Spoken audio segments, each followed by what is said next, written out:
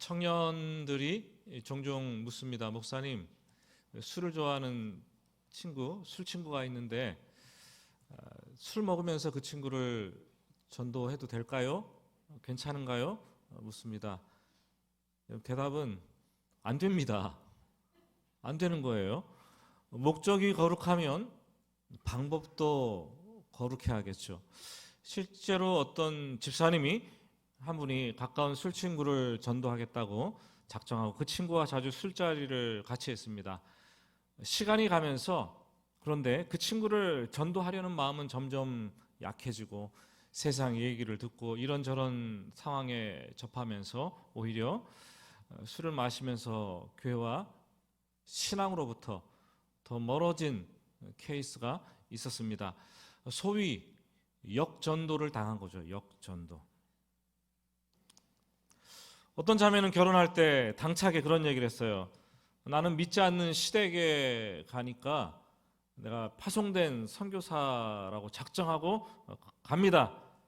그런데 시간이 지나면서 자기 자신의 신앙생활도 엉망이 되고 잊어버렸고, 그리고 자기가 낳은 자식들도 하나님을 알지 못하는 세대로 만들어버렸어요. 여러분, 오늘 말씀에서 이스라엘 백성들에게 그런 일들이 일어나고 있어요. 아니, 오늘 말씀을 보는 우리들에게 이런 일들이 일어나고 있습니다. 바벨론 포로 생활을 마치고 고국으로 돌아온 이스라엘 백성들은 이방인들과 함께 뒤섞여서 살게 되었습니다. 그리고 그들에게 우리가 선한 영향력을 좀 끼치고 우리가 시간이 지나면 우리가 신앙으로 그들을 변화시킬 수 있겠지라는 생각을 했습니다.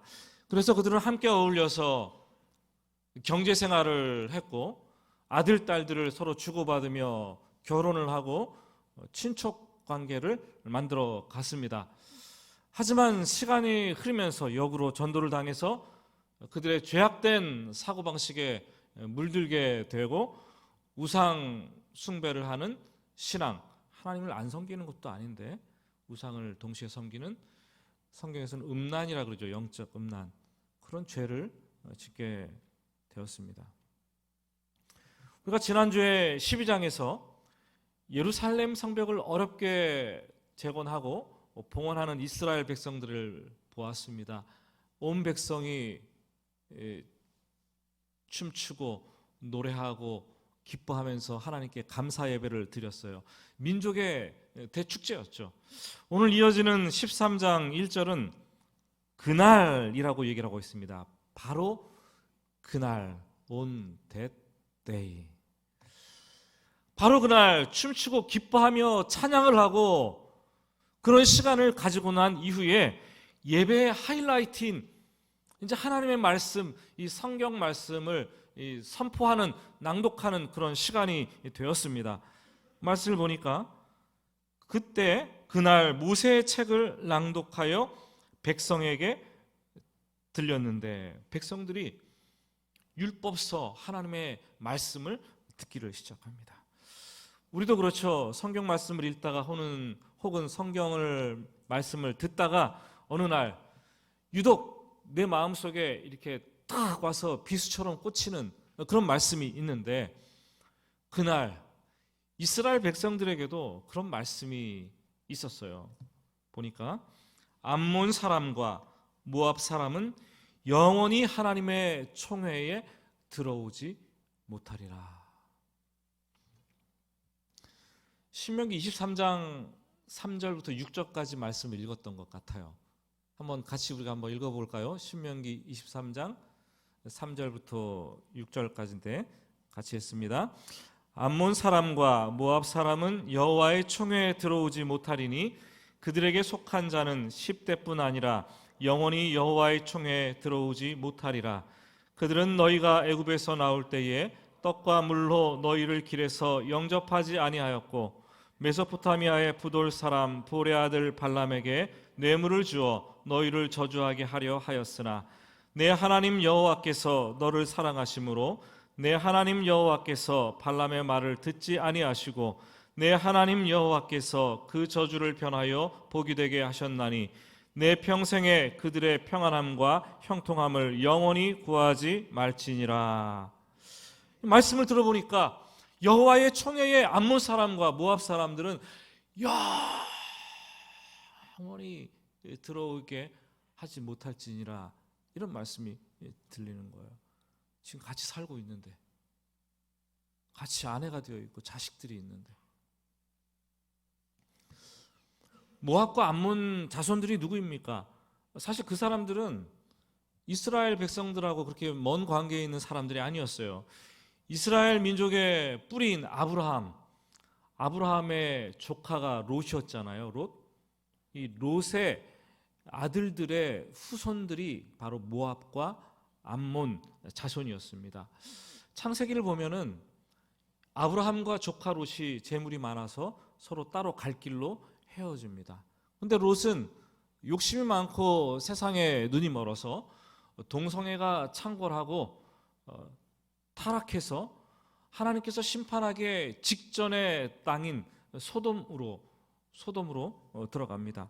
이 소돔 땅에 이 동성애가 얼마나 창궐했으면 지금도 동성애자 그러면 영어로 소도마이트, 소돔 사람들이라고 얘기를 하는 거죠.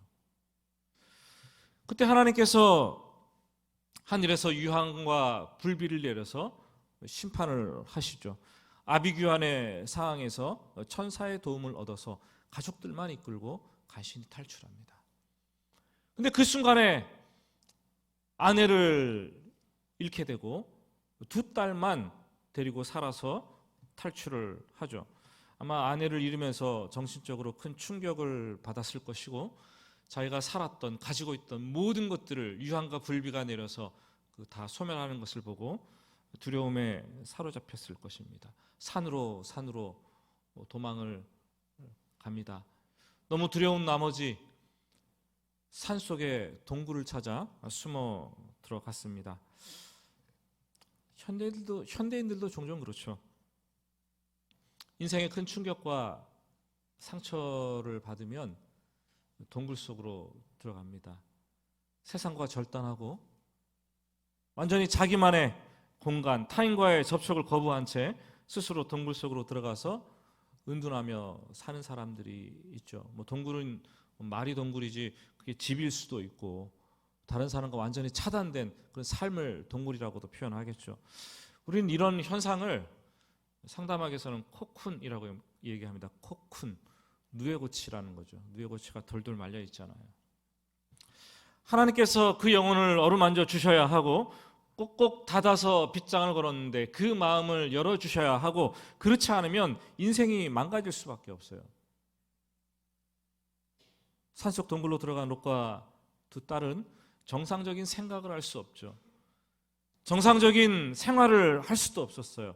두 딸은 아주 발칙하고 아주 끔찍한 그 계획을 세웁니다.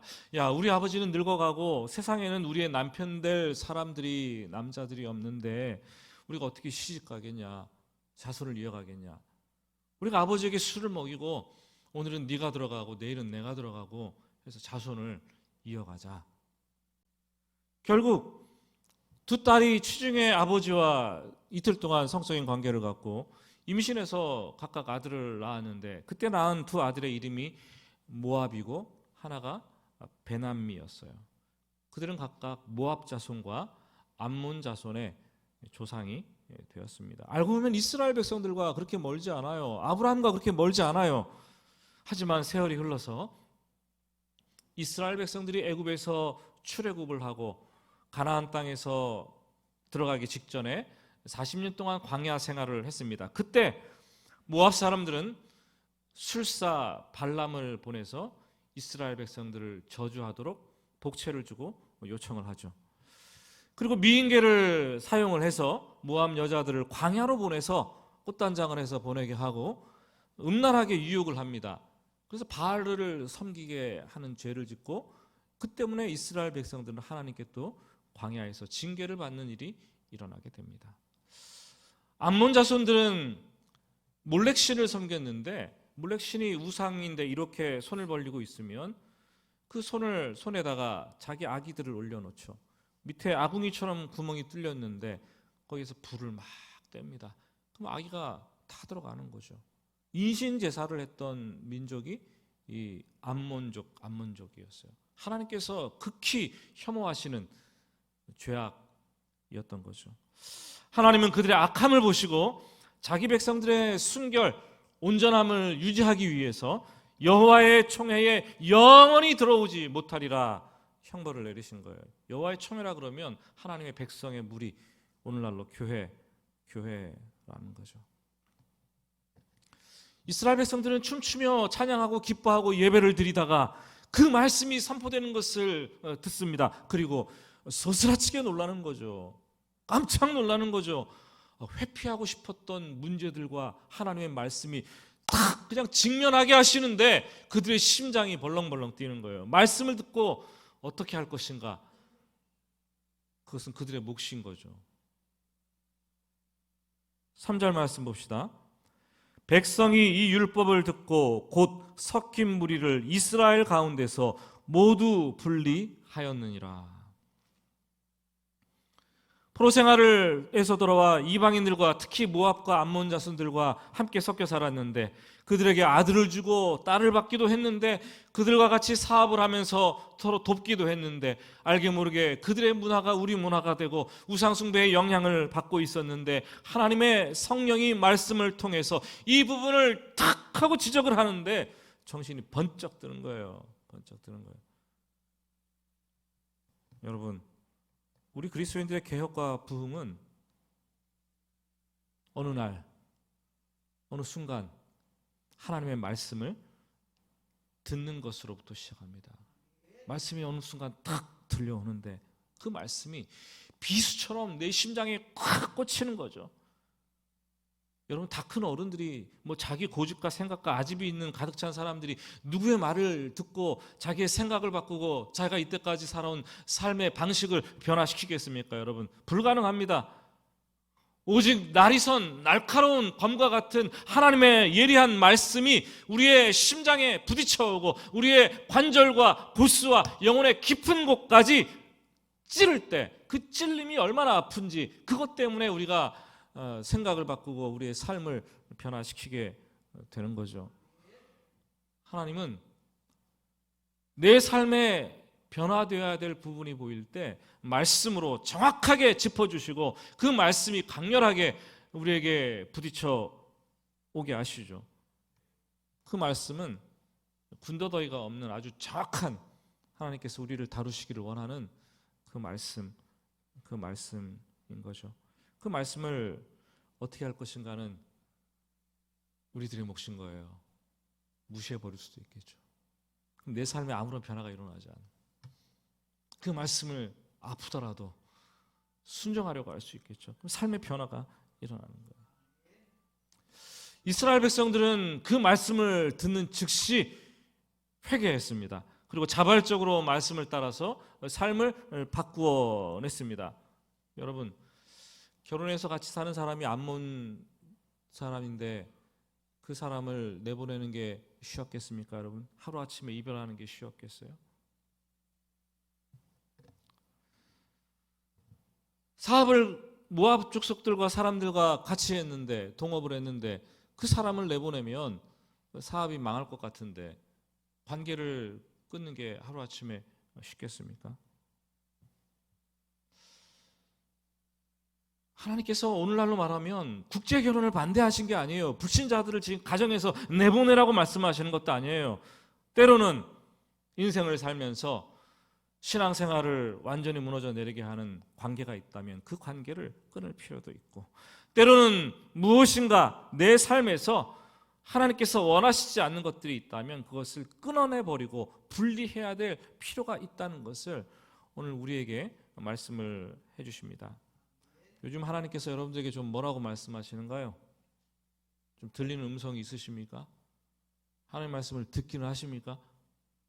하나님 말씀이 들려질 때 여러분, 내가 분리해야 될 나의 암몬이 무엇입니까? 내가 끊어버려야 될 나의 모압은 무엇입니까? 여러분들이 결단하길 바랍니다. 느헤미야가 이렇게 성벽 봉헌을 하는 예배를 드리고 이런 하나님 말씀을 낭독하는 참 축제 같은 시간을 보내고 12년 동안 예루살렘에서 총독으로 봉직을 합니다. 그때 이스라엘의 역사는 유례없는 영적인 부흥과 정치적인 안정기를 구가했던 포로기 이후에 놀라운 축복의 시간들이었어요. 그리고 그 후에 1차 총독 기간을 끝내고 느헤미야가 잠시 페르시아 나라로 왕을 보기 위해서 돌아갑니다.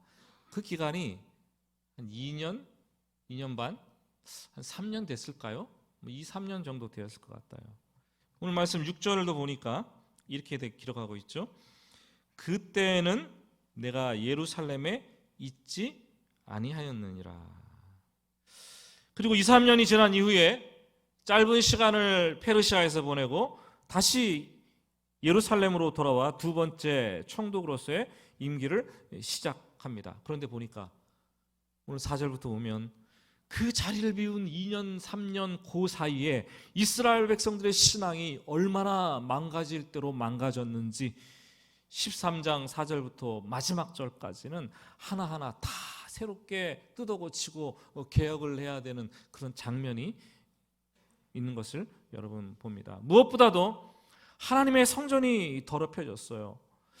느헤미야가 놀란 것이, 아니 다른 사람은 그렇다 치더라도 이 대제사장 엘리야십이 어떻게 이방인 도비아와 연락을 하고 그를 위해서 성전에 평소에 제사 드리기 위해서 제물을 쌓아두고 문지기 노래하는 사람들을 그 사례비를 주기 위해서 쌓아둔 그 그릇들을 쌓아두고 이런 것들을 쌓아둔 방들을 터가지고 몇 개를 터서 아주 큰 방을 만들어서 이방인 도비아와 연락을 하고 그 안에 호화스러운 가구들을 데려다 놓고 살게 했다라는 거죠.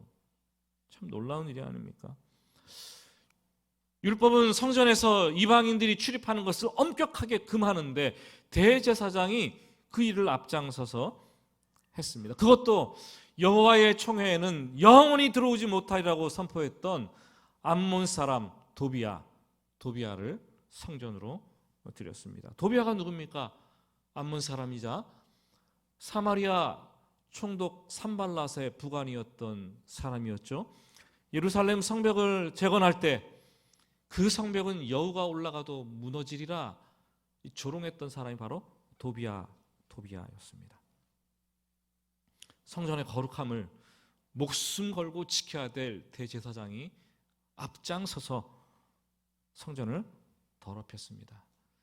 이 느헤미야가 이스라엘을 떠나 있던, 예루살렘을 떠나 있던 아주 짧은 시간 2년 3년 동안 유대 나라가, 사회가, 종교가 정치, 사회, 경제, 문화적으로 얼마나 타락했는가를 단적으로 보여주는 거죠. 대제사장 엘리야십의 개인적인 문제만은 아니었습니다. 그로 인해서 그 제사할 것들을 쌓아두고 제사를 준비하는 그 룸을 다 망가뜨리니까 제사를 못 드리는 거예요. 그 레위인들이 있을 필요가 없었잖아요. 제사장들이 있을 필요가 없잖아요. 다 뿔뿔이 흩어서 고향으로 돌아갔어요. 예배가 드려지지 않고 제사가 드려지지 않으니까 성전세와 11조를 내지 않는 거예요. 그러니까 제사장들이 뭘 먹고 삽니까? 레위인들이 그냥 다 흩어지게 되었고 성전 예배가 중단되었어요. 다수의 백성들은 아무렇지도 않게 다시 이방인들과 통혼을 하고 암몬 족속과 관계를 맺습니다. 그리고 자연스럽게 우상 숭배가 들어오고 풍습이 들어오고 안식일이었는데 안식일을 지키지 않는 거예요. 그리고 신앙생활도 엉망이 되어버렸습니다. 단지 2년 반, 3년 정도 되었는데 코로나가 시작되고 단지 2년, 3년 정도 우리는 지났는데 우리는 신앙이 어떻게 변질되었습니까? 사랑하는 여러분, 신앙생활을 하나님의 말씀을 듣고 바꾸고 개혁할 때에는 정말 목숨을 걸고 뼈를 깎는 듯한 고통이 따르는 개혁을 해야 되는 거예요. 그 정도로 바꾸는 것, 개혁하는 것은 힘들어요. 그런데 신앙의 이 타락은 아주 한순간이에요. 한순간. 쌓는 것은 참 오래 걸리는데 무너뜨리는 것은 한순간 아닙니까, 여러분? 한순간이에요. 불과 몇 년 전만 해도 그렇게 하나님의 말씀을 사모해서 말씀이 부딪혀올 때 삶을 바꾸어냈던 그 이스라엘 백성들이 다 어디로 갔습니까? 하루에 8시간씩 서서 하나님의 말씀을 듣고 울면서 살겠다고 언약을 맺고 봉인까지 하고 언약을 세웠던 그 이스라엘 백성들이 다 어디로 갔냐는 거죠. 성벽을 봉헌하고 열정적으로 성벽에 올라서 하나님을 기뻐하고 찬송하며 예배드렸던 그 무리들은 다 어디로 갔습니까? 하나님 앞에서 기뻐하며 춤추었던 그 부녀들과 어린 아이들은 다 어디로 갔냐는 말이에요. 하나님의 찬송하는 소리가 도성 밖을 넘어서 예루살렘 밖으로 퍼져나갔는데 그 예루살렘 도성이 도대체 어떻게 이렇게 되었느냐는 거죠. 불과 2, 3년 만에.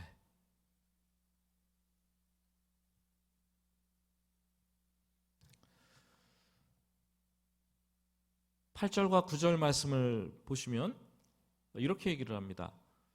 내가 심히 근심하여 도비아의 세간을 그 방 밖으로 다 내어 던지고 명령하여 그 방을 정결하게 하고 하나님의 전에 그릇과 소재물과 유향을 다시 그리로 들여 놓았느니라.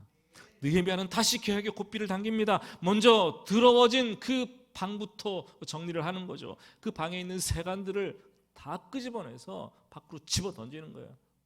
상상이 되십니까, 여러분? 성전에 이게 웬일이냐? 그리고 그 방을 다시 거룩한 것들로, 있어야 될 것들로 가득 채우는 것을 보게 되죠. 사람들은 저마다 각자 여러 방을 가지고 있어요. 그렇죠? 여러 방을 가지고 있어요. 말씀의 방도 있고, 기도의 방도 있고, 골방이죠.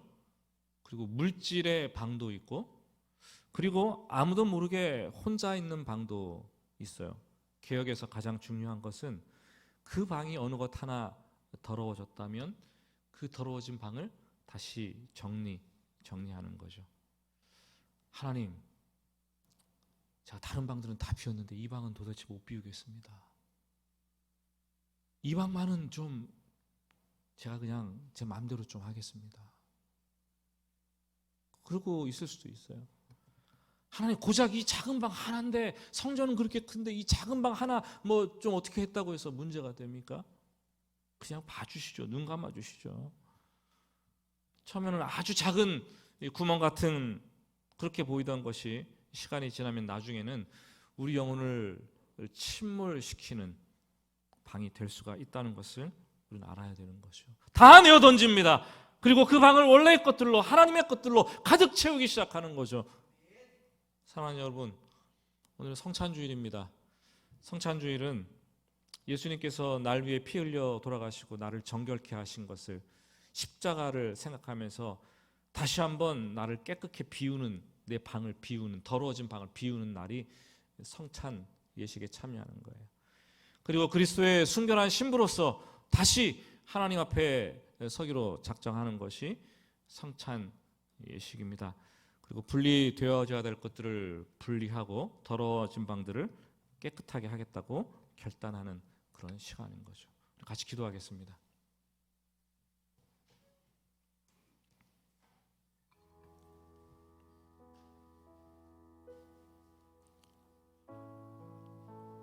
우리 하나님 앞에 조용히 기도합시다. 하나님, 말씀이 부딪혀 올 때 그 말씀이 너무 아파서 내 삶을 바꾸고자 했던 기억이 있습니까? 나 여러 방들 중에 이 방은 너무 더러워서 내어놓아야 되는데 하나님, 이것만은 내가 붙잡고 있을게요. 몸부림쳤던 치고 있는 방이 있으십니까? 끊어버리고 분리해야 되는데 그러지 못해서 계속해서 붙잡고 있는 그것들이 있으십니까? 주님, 그것들을 결단하고 내어놓으라고 주님 말씀하십니다. 오늘 조용히 하나님께, 하나님, 제가 이렇게 하겠습니다, 이런 결단을 하겠습니다 라고 기도를 드리겠습니다.